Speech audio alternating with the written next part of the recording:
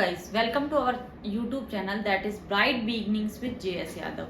जैसा कि कल हमने आपको पूरा 10th का सिलेबस बताया था, उसमें फर्स्ट यूनिट बताई थी केमिकल सब्सटेंस, है ना, नेचर एंड बिहेवियर। उसमें मैंने बताया था वो आपको अराउंड 25 मार्क्स किया है। तो आज हम उससे फर्दर नेक्स्ट वीडियो या नेक्स्ट क्लास डिस्कस करेंगे, जिसमें हम बात करेंगे पहले चैप्टर की। पहला चैप्टर आपका क्या है? केमिकल रिएक्शन या केमिकल इक्वेशन।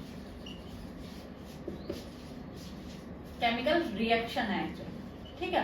अभी केमिकल इक्वेशन रिएक्शन ये जो चैप्टर है आपका, ये आएगा 6 मार्क्स का। कितने मार्क्स का आएगा? 6 मार्क्स का आएगा। आपने देखा होगा, आपने बचपन जो छोटी क्लासेस है उनमें पढ़ा होगा कि केमिकल चेंजेस और फिजिकल चेंजेस क्या होते हैं। आपने देखा होगा कि फिजिकल चेंजेस के अंदर जो केमिकल प्रॉपर्टीज है किसी भी सब्सटेंस की, वो क्या होते हैं? मेनली रिटेन रहती है या एज इट इज रहती है, ठीक है। उसका जो मेन कॉन्स्टिट्यूएंट होता है उसके अंदर कोई चेंज नहीं आता, ठीक है। आपने पढ़े होंगे रिवर्सिबल और irreversible changes. Mostly physical changes, जो रिवर्सिबल चेंजेस जो होते हैं वो मोस्टली फिजिकल चेंजेस होते हैं, और इरिवर्सिबल चेंजेस जो होते हैं वो मोस्टली केमिकल चेंजेस होते हैं। केमिकल चेंजेस के अंदर क्या होता है कि जो आपने रिएक्टेंट्स लिए हैं उनसे जो नया प्रोडक्ट बनेगा वो बिल्कुल ही डिफरेंट होगा। उसकी फिजिकल और केमिकल प्रॉपर्टीज जो है वो बिल्कुल ही डिफरेंट होगी। जैसे एक कॉमन एग्जांपल दूं मैं कि सेटलिंग डाउन ऑफ कर्ड, यानी आपने देखा होगा आप दूध से दही बनाते हो, तो उसके अंदर क्या होता है बेटा, बिल्कुल जो दूध की प्रॉपर्टीज होती है वो बिल्कुल चेंज हो जाती है ना। लैक्टोबैसिलस बैक्टीरिया की वजह से वो किसके अंदर कन्वर्ट हो जाता है? कर्ड के अंदर कन्वर्ट हो जाता है। तो कर्ड के अंदर जब कन्वर्ट हो जाता है तो उसकी केमिकल प्रॉपर्टीज चेंज होती है। दूसरी बात, और एक बात बताऊं सिंपली, आपने देखा होगा डू यू लाइक पोटैटोज, है ना, आलू की सब्जी। जब आलू को कट करके हम रखते हैं तो देखते हैं कुछ देर अगर उसको आप छोड़ दो तो वो क्या करता है? ऑक्सीजन से रिएक्ट कर लेता है, ऑक्साइड फॉर्म करता है और ब्लैक कलर का हो जाता है। दूसरी बात और बताती हूँ मैं, स्टार्च ब्लैक कलर का हो जाता है। दूसरा और देखिए, आप एप्पल को कट करके रख दीजिए, वो क्या होता है? वो भी क्या है? केमिकल चेंज है, जिसके अंदर क्या होता है? एप्पल भी ब्लैक हो जाता है, ठीक है। और बताऊं, राइपनिंग ऑफ फ्रूट्स जो डेली होता है, फ्रूट्स जो खाते हैं वो कच्चे होते हैं, उनका अलग कॉन्स्टिट्यूएंट होता है, वो पक जाते हैं, ये भी एक केमिकल रिएक्शन है। और दूसरी बात, आप डेली अपनी एक्टिविटीज में क्या करते हैं? खाना खाते हैं, तो कुकिंग ऑफ फूड जो है वो भी एक क्या है? एक केमिकल प्रॉपर्टी है या केमिकल चेंज है या केमिकल रिएक्शंस होती हैं। तो क्या होता है, जो खाना रॉ मटेरियल होता है, आपने देखा होगा आटा, उससे फिर डो बनाते हैं, डो से आप देखते हैं कि चपाती बन जाती है, उनके और उनके केमिकल कॉन्स्टिट्यूएंट बिल्कुल अलग होते हैं, ठीक है। और कुकिंग ऑफ वेजिटेबल्स, जो रॉ वेजिटेबल्स होती है वो देखे होंगे, और कुक्ड वेजिटेबल्स में डिफरेंस देखा होगा, उनका टेस्ट देखा होगा। तो ये क्या है? ये सारे केमिकल चेंजेस। और बात बताऊं, जो डाइजेशन, आप खाना खाते हो जो वो डाइजेस्ट हो जाता है, तो उसमें भी क्या हो जाता है? चेंजेस हो जाता है। वो अपने जो जो कॉन्स्टिट्यूएंट्स होते हैं, जो सिंपलर जो कॉम्प्लेक्स मटेरियल होता है वो सिंपलर मटेरियल के अंदर ब्रेक डाउन हो जाता है। तो ये भी क्या है? केमिकल चेंजेस है। इस चैप्टर में आप पढ़ेंगे केमिकल रिएक्शंस क्या होती है ना। तो केमिकल रिएक्शंस क्या होती है कि किसी भी सब्सटेंस में ट्रांसफॉर्म होके नया सब्सटेंस बनना, है ना। Transform in any substance and form, transformation in any substance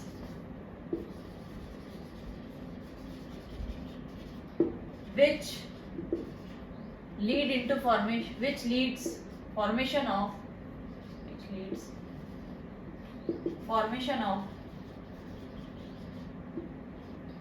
a new substance, यानी एक किसी भी सब्सटेंस से न्यू सब्सटेंस का बनना, which are totally changed from their old one, यानी वो क्या होता है? वो अपने पुराने सब्सटेंस से क्या होता है? बिल्कुल ही टोटली चेंज होता है, ठीक है। यानी अगर मैंने अभी आपको बताया, मान लो मैंने हाइड्रोजन और ऑक्सीजन को लिया, ठीक है, दोनों गैसियस स्टेज में है, इनसे क्या बना दिया मैंने? ठीक है, क्या बना दिया? वाटर का मॉलिक्यूल बना दिया। वाटर जो देखा है आपने वो लिक्विड होता है, ठीक है। वाटर के कॉन्स्टिट्यूएंट हाइड्रोजन और ऑक्सीजन की जो प्रॉपर्टीज होती है उससे वाटर की बिल्कुल अलग प्रॉपर्टीज होती है, ठीक है। अब एक और चीज, केमिकल रिएक्शंस के अंदर क्या होता है?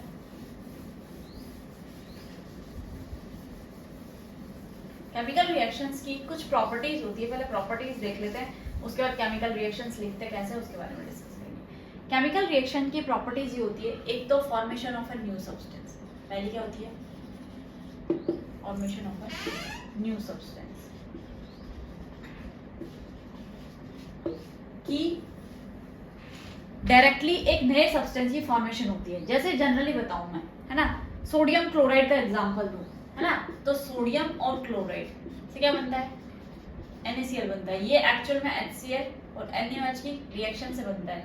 यानी NaCl जो खाने वाला नमक है वो आपने देखा होगा उसके कॉन्स्टिट्यूएंट बिल्कुल अलग होते हैं, सोडियम और क्लोराइड के कॉन्स्टिट्यूएंट बिल्कुल ही अलग होते हैं। ठीक है, तो इससे क्या हो रहा है, एक नए सब्सटेंस का फॉर्मेशन हो रहा है। ठीक है, दूसरा चेंज इन स्टेट।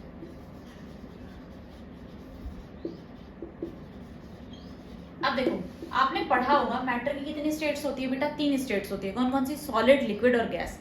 अब इन्हीं ये स्टेट सॉलिड, लिक्विड और गैस, इन्हीं के अंदर कुछ चेंजमेंट हो जाता है। ठीक है, अब मैं एक सिंपल सा एग्जांपल दूंगी आपको। आपने देखा होगा कैंडल, कैंडल जब बर्न करती है तो वैक्स जो होता है वो मेल्ट हो जाता है। उसके अलावा उसमें क्या बनती है, एक तो वाटर वेपर, जब वो थ्रेड बर्न होता है तो वाटर वेपर बनता है, और क्या होता है, वो मेल्ट हो जाती है वैक्स जो है, तो सॉलिड से किस में कन्वर्ट हो गया, लिक्विड के अंदर कन्वर्ट हो गया। और दूसरा CO2 गैस इवॉल्व होती है। अब एक बात ध्यान रखना, सॉलिड को बर्न कर रहे हो और CO2 गैस क्या हो रही है, निकल रही है। ठीक है, तो क्या होगा कि स्टेट चेंज हो रही है, यानी आप सॉलिड से किसके अंदर, डायरेक्ट गैसियस स्टेट के अंदर चेंज हो रहा है, और जो वैक्स है वो किसके अंदर चेंज हो रहा है, लिक्विड के अंदर चेंज हो रहा है। तो ये क्या है कि चेंज इन स्टेट भी होता है। दूसरी बात, न्यू सब्सटेंस के अंदर अगर एग्जांपल दूं तो आपने रस्टिंग ऑफ आयरन पढ़ा होगा, वो भी न्यू सब्सटेंस का फॉर्मेशन है, रस्टिंग ऑफ आयरन है। और आपकी बुक में एक एक्टिविटी है, उसके बारे में भी थोड़ा डिस्कस कर लेते हैं, उससे भी क्वेश्चन आता है। आपने देखा होगा बर्निंग ऑफ मैग्नीशियम पेपर या रॉड, है ना, मैग्नीशियम रॉड। ठीक है, अब क्या हो रहा है, देखना मेरी बात ध्यान रखना, उसको सैंड पेपर से रब किया जाता है ताकि उसके ऊपर जो ऑक्साइड की लेयर होती है वो हटा दी जाए। जैसे ही आप उसको बर्न करोगे तो क्या बन जाएगा, मैग्नीशियम ऑक्साइड बन जाएगा। यानी मैग्नीशियम को मैं बर्न कर रही हूँ, ठीक है, हीट दे रही हूँ, तो वो किस में कन्वर्ट हो रहा है, मैग्नीशियम ऑक्साइड के अंदर कन्वर्ट हो रहा है। और जो मिलेगी उस रिबन से, मैग्नीशियम रिबन को जब बर्न कर रहे हो तो उस रिबन से जो मिलेगी वो व्हाइट कलर की ऐश मिलेगी। ठीक है, तो इससे क्या हुआ, इसकी केमिकल प्रॉपर्टीज टोटली चेंज हो गई, नया सब्सटेंस बन गया। तीसरी अगर मैं बात करूं, ठीक है, तीसरी अगर मैं बात करूं तो क्या होगा, इवोल्यूशन ऑफ अ गैस, यानी गैस का निकलना।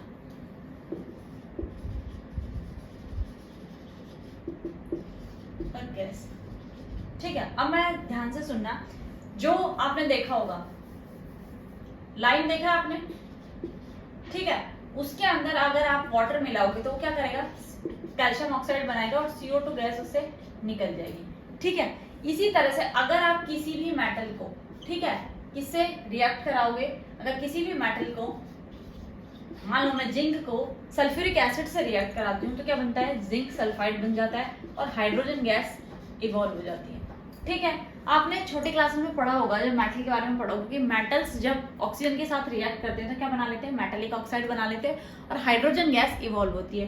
तो वही सेम सिचुएशन यहाँ पे है कि कोई भी गैस निकलेगी, अगर आप किसी भी क्या करोगे, आप अगर लाइन को बर्न करोगे, है ना, तो क्या बनेगा, उसमें से स्लेट लाइन, है ना, उसके बाद आपकी CO2 गैस इवॉल्व होगी। सेम यहाँ पे अगर किसी भी मेटल को सल्फ्यूरिक एसिड के साथ, अभी सल्फ्यूरिक एसिड क्या है, ये है किंग ऑफ एसिड, इसे हम किंग ऑफ एसिड्स भी कहते हैं। ठीक है, ये एक स्ट्रॉन्ग होता है, कंसंट्रेटेड और डाइल्यूटेड लैब के अंदर अवेलेबल होता है। तो इसको अगर किसी भी मेटल के साथ रिएक्ट करा रहे हैं तो क्या हो रहा है कि जिंक सल्फाइड बन रहा है और हाइड्रोजन गैस जो है वो क्या हो रही है, इवॉल्व हो रही है। अगली बात समझ में। अब एक और बात नेक्स्ट अगर हम पढ़ें तो प्रेसिपिटेशन फॉर्मेशन।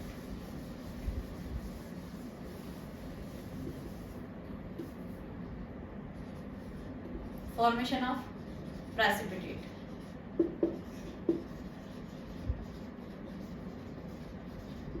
देखना क्या होता है कि जब हम दो लिक्विड को, दो सॉल्यूशंस को मिक्स करते हैं तो उनके अंदर क्या होता है, अनडिजॉल्व्ड या अनसॉल्युबल प्रेसिपिटेट का फॉर्म, कोगुलेट टाइप बनता है ना, थक्का टाइप में बनता है, वो उसे हम प्रेसिपिटेट कहते हैं। ये कलरफुल भी हो सकता है, व्हाइट भी हो सकता है। अब देखना मैं क्या कह रही हूँ, लेड नाइट्रेट, है ना, लेड नाइट्रेट को पोटेशियम आयोडाइड के सॉल्यूशन में डालेंगे तो क्या बनेगा, इसके अंदर Pb लेड आयोडाइड का क्या बनेगा, प्रेसिपिटेट बन जाएगा। और वो ये देखना, ये क्या है, कलरलेस है दोनों, ये सॉल्यूशन क्या है, कलरलेस है। ठीक है, तो लेड आयोडाइड आपके बुक में ऐसे लिखा हुआ है, मैं इसे सिंपल से रिप्रेजेंट कर रही हूँ, ठीक है, तो उससे कोई दिक्कत नहीं है। तो लेड आयोडाइड का क्या बनेगा, ये कलरलेस है और यहाँ पे क्या हो जाएगा, येलो कलर का पीपीटी का फॉर्मेशन होगा, ठीक है, पीपीटी का मतलब प्रेसिपिटेट का फॉर्मेशन हो जाएगा येलो कलर का, जो कि क्या होगा, अनडिजॉल्व होगा। जैसे ये टेस्ट ट्यूब है, अगर आप लैब में से करके देख लें तो यहाँ पे अलग सा येलो सा आपको दिखाई देगा, ठीक है, अलग से अच्छे से विजिबल होता है ये, तो ये येलो कलर का प्रेसिपिटेट बनेगा, ठीक है। इसके अंदर देखो आपने क्या क्या पढ़ा, न्यू सब्सटेंस फॉर्म हो रहे हैं, ठीक है, गैस निकल रही है, ठीक है, प्रॉपर्टी केमिकल प्रॉपर्टीज आपकी बिल्कुल ही चेंज हो जा रही है, ठीक है। उसमें आपने जो देखा स्टेट ऑलरेडी चेंज हो रही है, ठीक है। तो आपने ये जाना कि ये केमिकल जो रिएक्शंस होती है उनकी कुछ प्रॉपर्टीज होती है जो क्या करती है, हर रिएक्शन शो करती है कि नया सब्सटेंस फॉर्म हो रहा है तो उसके अंदर क्या क्या चेंजेस आ रहे हैं, किसी में हीट का इवोल्यूशन हो रहा है, ठीक है। देखो कई जगह पे हीट में भी चेंज आता है, ये भी एक प्रॉपर्टी हो सकती है, चेंज इन हीट। अब हीट में चेंज कैसे आता है, या तो कुछ रिएक्शंस जो होती है वो क्या कर देती है, टेम्परेचर बढ़ा देती है। सेम मैंने जो अभी आपको लाइन का एग्जांपल दिया था, क्विक लाइन और स्लेक लाइन का जो एग्जांपल दिया था, उसके अंदर आपने देखा होगा, डू यू रिमेम्बर कि जो पहले डिस्टेम्पर वगैरह करते थे तो वही बेटा वही है चूना, ठीक है, उसके अंदर आप वाटर मिलाते थे तो क्या होता था, उसको एक डंडी से या लकड़ी से घोला जाता था। वाई, क्योंकि वो क्या होता है, कार्बन डाइऑक्साइड को रिलीज करती है और वो क्या कर देती है, टेम्परेचर बढ़ा देती है, ठीक है। ये क्या करती है, टेम्परेचर बढ़ा देती है, तो टेम्परेचर बढ़ा देता है तो गर्म हो जाता है ना। सेम देखोगे कुछ जो प्रोसेस होते हैं उनके अंदर टेम्परेचर एकदम क्या हो जाता है, हीट एब्जॉर्ब हो जाती है, कुछ में हीट इवॉल्व हो जाती है। तो चेंज इन हीट भी क्या है कि हीट या उसकी जो एनर्जी है उसके अंदर चेंज इन एनर्जी भी बोल सकते हो, उसकी एनर्जी के अंदर जो चेंजमेंट हो रहा है वो भी क्या है, इस केमिकल रिएक्शन की एक प्रॉपर्टी है या इसका एक कैरेक्टरिस्टिक्स है। यानी केमिकल रिएक्शंस जो होती है उनके अंदर ये सब चीजें हो सकती है, इनकी पॉसिबिलिटी है, ठीक है। दूसरी बात, जब कोई भी केमिकल रिएक्शन हो रही है तो उसके अंदर क्या होते हैं, देखो रिएक्टेंट्स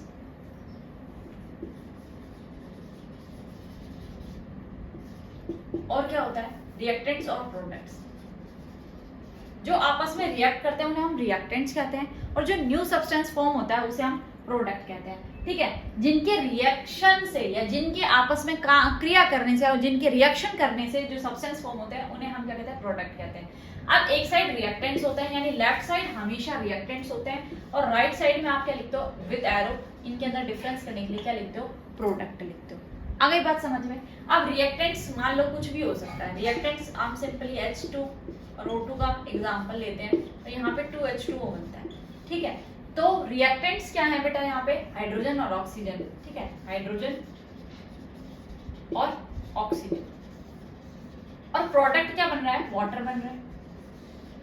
तो ये जो लेफ्ट साइड में लिखा गया है, ये लेफ्ट साइड है, लेफ्ट साइड में ऑलवेज हमेशा क्या होते हैं, रिएक्टेंट्स होते हैं। राइट साइड में हमेशा क्या बनता है, प्रोडक्ट बनता है, और इसे आप डिफरेंशिएट करते हैं किससे, एरो से करते हैं, ठीक है। अगर रिएक्टेंट दो है तो उसके बीच में प्लस साइन लगता है, अगर प्रोडक्ट भी दो फॉर्म हो रहे, जैसे इसका भी एग्जांपल ले लेते हैं,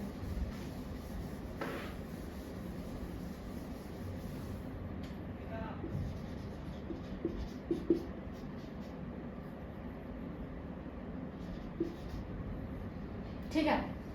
तो क्या बन जाएगा, CuCl2 और NaSO4, ठीक है।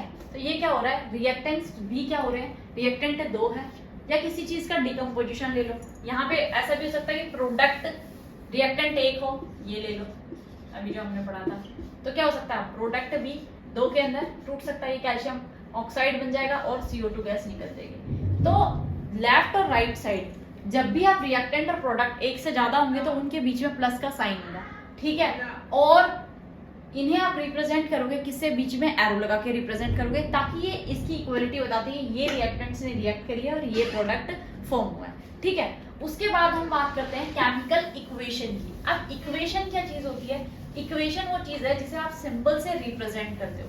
देखो आपने देखा होगा कि कुछ जो एलिमेंट्स होते हैं आप उन्हें सिंबल से रिप्रेजेंट करते हो, जैसे मैंने यहाँ लिखा हाइड्रोजन, सिंपली बात करते हैं तो हाइड्रोजन को किससे रिप्रेजेंट करते हैं, H से। मैंने कहा सिल्वर, ठीक है, सिल्वर को किससे रिप्रेजेंट करते हैं, Ag से। मैंने कहा गोल्ड, किससे रिप्रेजेंट करते हैं, ये क्या है, सिंबल्स है, ये क्या है, सिंबल्स है। और बात करूं मैं जिंक, Zn, कॉपर, Cu, ठीक है, और sulphur S, nitrogen N, oxygen O, barium,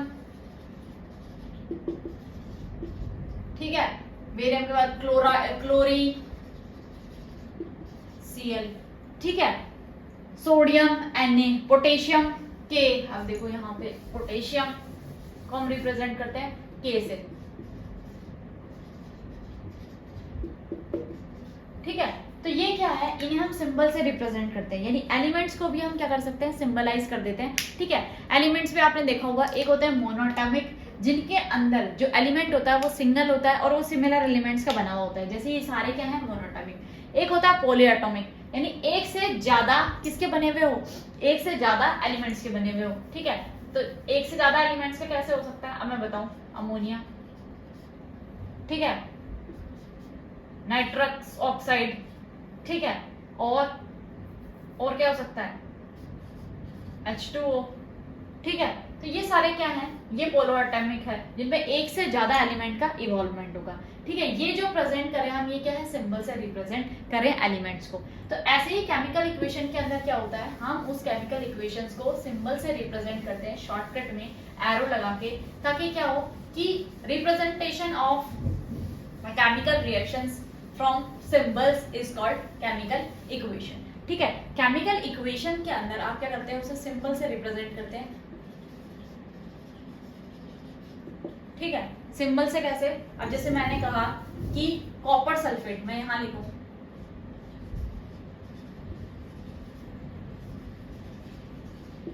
react with, किससे रिएक्ट करे, आयरन से, ठीक है। तो क्या बनेगा, आयरन सल्फेट बन जाएगा, और क्या बनेगा, कॉपर निकल जाएगा, यानी कॉपर। तो इसको अगर मैं रिप्रेजेंट करूंगी तो कैसे करूंगी बेटा, CuSO4 Fe, क्या बन रहा है, FeSO4 और कॉपर निकल रहा है, ठीक है। अब ये एक आपके बुक के अंदर एक एक्टिविटी भी दी गई है, जिससे देखो केमिस्ट्री में एक्टिविटी से आने का चांसेस ज्यादा है, इसमें 6 मार्क्स का क्वेश्चन आएगा, तो 2 to 3 मार्क्स की तो एक कोई ना कोई एक्टिविटी दी होगी। अब इसमें देखना क्या कह रही है, कॉपर सल्फेट का जो सॉल्यूशन होता है वो किस कलर का होता है, ब्लू कलर का, उसके अंदर आप आयरन नेल डाल दो, नेल यानी कील डाल दो, ठीक है। तो ये जो सॉल्यूशन ये ग्रीनिश, लाइट ग्रीनिश कलर का सा हो जाएगा, ठीक है, सी ग्रीन का। तो ये क्या है, ये चेंजमेंट जो हो रहा है, ये भी क्या है, एक केमिकल चेंज है। ये किस रिएक्शन की वजह से हो रहा है, डिस्प्लेसमेंट है। आगे जब रिएक्शन के टाइप पढ़ेंगे तब मैं आपको इसे अच्छे से, बहुत अच्छे से एक्सप्लेन करूंगी। तो ये है केमिकल इक्वेशन। केमिकल इक्वेशंस के अंदर क्या होता है कि आपको उस इक्वेशन को किससे, सिंबल से रिप्रेजेंट करना होता है, ठीक है, ताकि शॉर्टकट में आपको समझ में आ जाए। इसीलिए मैंने पहले क्या कहा था, एलिमेंट्स को सिंबलाइज किया था। उसके बाद एलिमेंट्स में मैंने 2 तरह के बताए थे, मोनोएटॉमिक और पॉलीएटॉमिक। उसमें कुछ पॉजिटिव चार्ज होता है, कुछ नेगेटिव चार्ज होता है, ठीक है। पॉजिटिव चार्ज मैंने बताया थे सोडियम, पोटेशियम, हाइड्रोजन, ठीक है। Negative charge chlorine, fluorine, bromine, iodine, ये सारे क्या होते हैं, नेगेटिव चार्ज होते हैं, ठीक है। अब केमिकल इक्वेशन जो होती है वो कितने टाइप की होती है, ध्यान से ध्यान सुनना। केमिकल इक्वेशन जो होती है वो 2 टाइप की होती है। कौन कौन से टाइप्स की होती है, एक होती है बैलेंस्ड और एक होती है अनबैलेंस्ड, ठीक है। बैलेंस्ड केमिकल इक्वेशन के अंदर क्या होती है कि बैलेंस के अंदर जितने रिएक्टेंट्स का एटॉमिक मास होता है उतना ही प्रोडक्ट का एटॉमिक मास होता है, ठीक है। मैं क्या कह रही हूँ, जितने नंबर ऑफ मोल्स किसके हैं या जितने एटॉमिक मास किसका है, रिएक्टेंट का, मान लो ये है, तो देख लो इधर ध्यान से देखना, मैं क्या कह रही हूँ, यहाँ पे हाइड्रोजन का नंबर कितना है, 4, ठीक है। यहाँ पे ऑक्सीजन का नंबर कितना है, 2। यहाँ ध्यान से सुनना, यहाँ पे हाइड्रोजन का नंबर कितना है, 4, ऑक्सीजन का नंबर कितना है, 2, ठीक है। तो क्या हुआ, ये कैसी इक्वेशन है, बैलेंस इक्वेशन है। अकॉर्डिंग टू अनबैलेंस्ड की बात बताऊंगी, according to law of conservation of mass, mass क्या कहते हैं, ये मैटर का जो मास है, मैटर नाइदर भी क्रिएटेड, जो मास है वो भी नाइदर भी क्रिएटेड नॉर भी डिस्ट्रॉयड, जितना भी है वो उसके अंदर क्या होता है, एकदम से कंजर्व रहता है ना। यही कहता है कि जो मास है किसी भी एलिमेंट के अंदर वो क्या रहता है, कंजर्व रहता है। उसे आप ना तो डिस्ट्रॉय कर सकते हो, ना ही आप उसे क्या कर सकते हो, मेकअप कर सकते हो या इंक्रीज कर सकते हो, है ना। क्रिएट भी नहीं कर सकते और डिस्ट्रॉय भी नहीं कर सकते। तो सेम यहाँ पे है कि जितने भी मॉलिक्यूल्स, जितने भी इनका एटॉमिक मास है, वो जितना रिएक्टेंट्स का होगा उतना ही प्रोडक्ट का होगा। ऐसा नहीं हो सकता कि रिएक्टेंट का मास कुछ और है। मैं ये बात करूं, जिंक की मैं सल्फ्यूरिक एसिड से रिएक्शन कराऊं, ठीक है। तो मैं ये कह रही हूँ यहाँ बन रहा है ZnSO4 और यहाँ H2 गैस निकल रही है। तो मैं क्या कह रही हूँ, यहाँ देखो जिंक का एक है, तो यहाँ पे भी एक मॉलिक्यूल है। SO4 सल्फर का एक है, सल्फर एक है। ऑक्सीजन के 4 है, ऑक्सीजन के 4 है। हाइड्रोजन के 2 है, हाइड्रोजन के 2 है। तो ये क्या है बेटा, बैलेंस इक्वेशन है। क्या है, बैलेंस इक्वेशन है। तो बैलेंस इक्वेशन के अंदर लॉ ऑफ कंजर्वेशन ऑफ मास को हमेशा से फॉलो करता है, ठीक है। लॉ ऑफ कंजर्वेशन ऑफ मास के अकॉर्डिंग ही चलता है कि मास जो है वो क्रिएट भी नहीं किया जा सकता, डिस्ट्रॉय भी नहीं किया जा सकता। वो हर एलिमेंट का क्या होता है, फिक्स्ड होता है या कंजर्व होता है, ठीक है। आगे बात समझ में। दूसरे टाइप की जो केमिकल इक्वेशंस होती हैं वो होती है unbalanced chemical equations.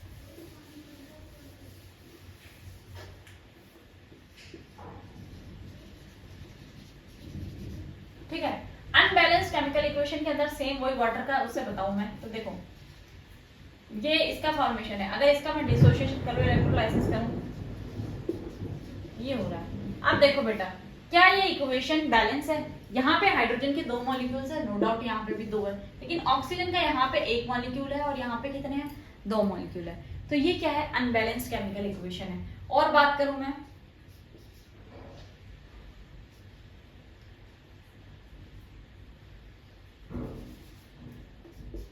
Sodium hydroxide और HCl, ठीक है।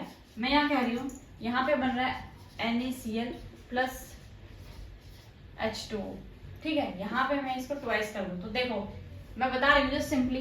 तो क्या ये एक केमिकल इक्वेशन बैलेंस है? यहाँ पे सोडियम 1 है, ठीक है, सोडियम 1 है। ऑक्सीजन यहाँ पे 2 होनी चाहिए, यहाँ पे 1 है, ठीक है। हाइड्रोजन यहाँ 2 होनी चाहिए, यहाँ पे 2 ही है। यहाँ पे हाइड्रोजन टोटल देखो तो यहाँ 3 है और यहाँ कितनी हो रही है, 2 ही है। क्लोराइन 1 है, क्लोरीन 1 है। तो ये क्या है, कैसी इक्वेशन है? ये अनबैलेंस्ड केमिकल इक्वेशन है, यानी जिनके अंदर क्या नहीं हो, दोनों साइड का यानी रिएक्टेंट्स का और प्रोडक्ट का क्या ना हो, एटॉमिक मास इक्वल ना हो, तो कैसी इक्वेशंस कहलाएंगी, अनबैलेंस्ड केमिकल इक्वेशन कहलाएंगी। इस चैप्टर के अंदर आपको बैलेंसिंग ऑफ केमिकल इक्वेशन भी सीखनी है, यानी बैलेंस करना भी सीखना है। तो बैलेंस करने के लिए एक तो मेथड जो होगा वो होगा हिट एंड ट्रायल मेथड। दूसरा सिंपली जो मुझे इजी लगता है, कुछ लोग वैलेंसीज लिख के करते हैं कि हाइड्रोजन कितने हैं, पोटेशियम कितने हैं, है ना, क्लोरीन कितने हैं। मुझे जो इजी लगता है वो ये लगता है कि डायरेक्ट लिखो, नंबर ऑफ एलिमेंट्स कितने हैं उनको काउंट करो, उनकी वैलेंसीज कितनी है उनसे देखो, डायरेक्ट बैलेंस कर लो। इसके बारे में हम फर्दर जो नई क्लास होगी उसके बारे में डिस्कस करेंगे। ये चैप्टर बेटा 6 मार्क्स का है। इसमें से जो मेनली क्वेश्चन आएगा, जो इस ईयर भी आया था, वो क्या आया था, एक तो आएगा आपके एक्टिविटी से कि जो मैग्नीशियम रिबन होता है, ठीक है, उसको क्या कर, क्यों उसको है ना सैंड पेपर से वो किया जाता है, रब किया जाता है, या ऐसे ही कुछ ना कुछ कि दो केमिकल दो कोई भी टेस्ट ट्यूब है उनके अंदर कोई भी केमिकल मिला रहे हैं तो कौन सी इक्वेशन हो रही है, कौन सी रिएक्शन हो रही है और क्यों हो रही है, इससे ये आएगा। इसमें से सिर्फ और सिर्फ 6 मार्क्स का पेपर आएगा। देखो 6 मार्क्स अपने आप में भी बहुत होते हैं क्योंकि एक एक नंबर से ही पूरे 80 मार्क्स का फॉर्मेशन होता है। तो आई होप यहाँ तक की क्लास आपको बहुत अच्छे से समझ में आई होगी। देखो इसीलिए आपको समझ में आए, इसीलिए धीरे धीरे पढ़ाया जा रहा है, बहुत अच्छे से एक्सप्लेन किया जा रहा है। तो आप इस क्लास को ज़्यादा से ज़्यादा शेयर करें, वीडियो को लाइक करें, चैनल को सब्सक्राइब करें, अपने फ्रेंड्स को बताएं कि 10th की रेगुलर क्लासेस स्टार्ट हो चुकी है, मैथ्स की क्लासेस अपलोड हो चुकी है, साइंस की क्लासेस आ रही है, 12th में मैथ्स की क्लासेस अपलोड हो चुकी है, बायो की क्लासेस कंटिन्यूटी सीरीज में आ रही है। तो इंट्रोडक्शन डल चुका है, उसके बाद फर्स्ट चैप्टर फर्दर डालेंगे, मतलब day by day daily basis पे इनकी क्लासेस आएगी। और भी सब्जेक्ट फिजिक्स केमिस्ट्री हुए उनकी जो क्लासेस है वो भी जल्दी स्टार्ट कर दी जाएगी। सो लाइक आवर वीडियो, है ना, subscribe our channel. Thanks for watching, thank you.